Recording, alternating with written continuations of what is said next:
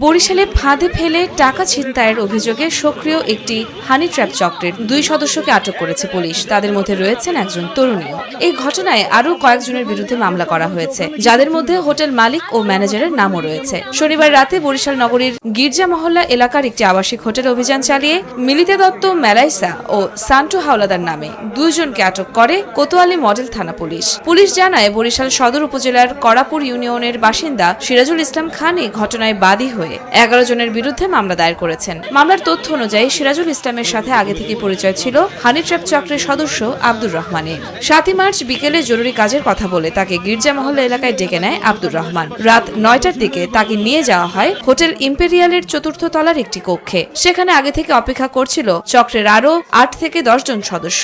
অভিযোগ রয়েছে, ওই কক্ষে এক তরুণীকে সামনে এনে সিরাজুল ইসলামের সাথে আপত্তিকর পরিস্থিতি তৈরি করা হয়। এরপর গোপনে ভিডিও ধারণ করে সামাজিক যোগাযোগ মাধ্যমে ছড়িয়ে দেওয়ার ভয় দেখিয়ে টাকা দাবি করে চক্রের সদস্যরা। এক পর্যায়ে তার কাছে থাকা 1200 টাকা ছিনিয়ে নেওয়া হয় এবং আরও 13,000 টাকা এনে দিতে চাপ দেওয়া হয়। তবে কৌশলে বিষয়টি পরিচিত এক ব্যক্তিকে জানালে খবর পেয়ে ঘটনাস্থলে অভিযান চালায় পুলিশ।